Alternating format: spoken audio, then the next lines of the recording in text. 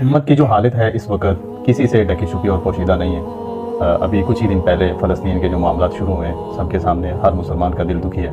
اگر ہم پاکستان کو ہی دیکھ لیں، اگر باقی مسلم ممالک کو چھوڑ بھی دیں، صرف پاکستان کو ہی دیکھیں تو ہمیں نظر آئے گا کہ ہر برائی اس پاکستان کے اندر بھی موجود ہے، اور لوگوں کو کوئی امید اور کوئی راستہ نظر نہیں آ رہا۔ آپ کے خوابوں میں ان حالات سے نکلنے کا کوئی راستہ بتایا گیا ہے آپ کو؟ مجھے جو امت کی موجودہ صورتحال ہے اس کے بارے میں بھی آیا کہ آخر مسلمان اندھیروں میں کیوں ڈوبتے چلے جا رہے ہیں۔ ابھی آپ نے فلسطین کی بھی بات کی۔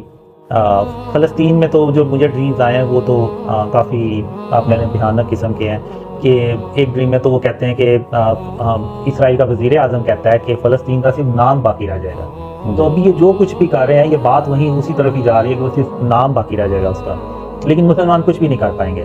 اب جو پاکستان کی آپ نے بات کی کہ ہر برائی اس میں ہے، بالکل ہے۔ اب مجھے ایک ڈریم میں آیا کہ میں اللہ سے کہتا ہوں کہ تو نے پاکستان کو کیوں بنایا، ہر برائی اس ملک میں ہے۔ تو اللہ نے مجھے کہا کہ قاسم، آج سے 1400 سال پہلے جب محمد صلی اللہ علیہ وسلم اس دنیا میں موجود تھے تو اس وقت وہ اکثر مجھ سے دعا کیا کرتے تھے کہ قیامت کے قریب جب ان کا اسلام پوری دنیا میں مغلوب ہو چکا ہو تو ایک ایسا ملک بنا جس کا نام لا الہ الا اللہ ہو، تو پھر میرا جو اصل اسلام ہے وہ اس ملک سے پوری دنیا میں دوبارہ پھیلے۔ تو پھر اللہ کہتا ہے کہ قاسم پھر میں نے پاکستان کو بنانے کا فیصلہ کیا، اور پاکستان کا اگر آپ جب دیکھیں تو نعرہ یہ تھا کہ پاکستان کا مطلب کیا، لا الہ الا اللہ۔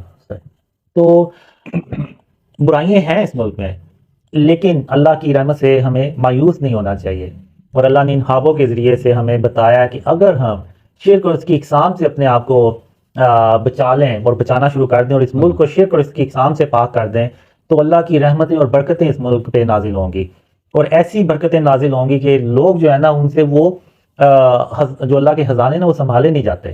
یعنی میں نے خود ایک خواب میں دیکھا ہے کہ سونے کی ایک بڑی سی دکان ہوتی ہے اور وہ کھلی ہوتی ہے، اور اس کا جو اونر ہوتا ہے وہ بھی دکان پہ نہیں ہوتا، اور لوگ گزر رہے ہیں لیکن کوئی سونے کی طرف دیکھتا بھی نہیں ہے۔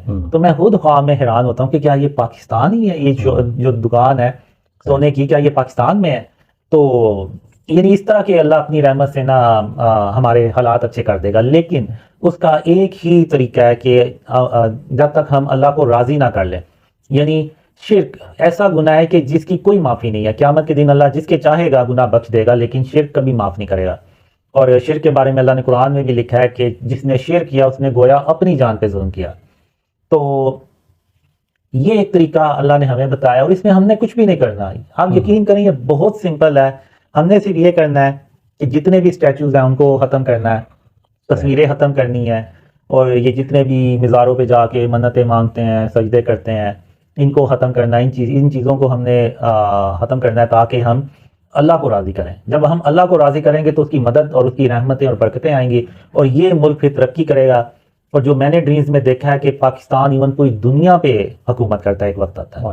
تو اللہ نے ہمیں رستہ دکھا دیا ہوا ہے، اللہ کو ہماری کوئی ضرورت نہیں ہے، ہمیں اللہ کی ضرورت ہے۔ اور اگر ہم اللہ کی مدد چاہتے ہیں تو ہمیں وہ کام کرنے ہوں گے جس کا اللہ نے ہمیں حکم دیا ہے۔ اب میں آپ کے سامنے ہوں، بہت زیادہ لوگ میری داڑھی پہ اعتراض کرتے ہیں، اور بہت زیادہ لوگ میری نمازوں پہ بھی اعتراض کرتے ہیں، لیکن اس کے باوجود آپ دیکھیں اگر یہ خواب پھیلتے چلے جا رہے ہیں اور لوگ بلیو کر رہے ہیں ان خوابوں پہ، یقین کر رہے ہیں، تو وہ صرف اس لیے کہ اللہ مدد کر رہا ہے۔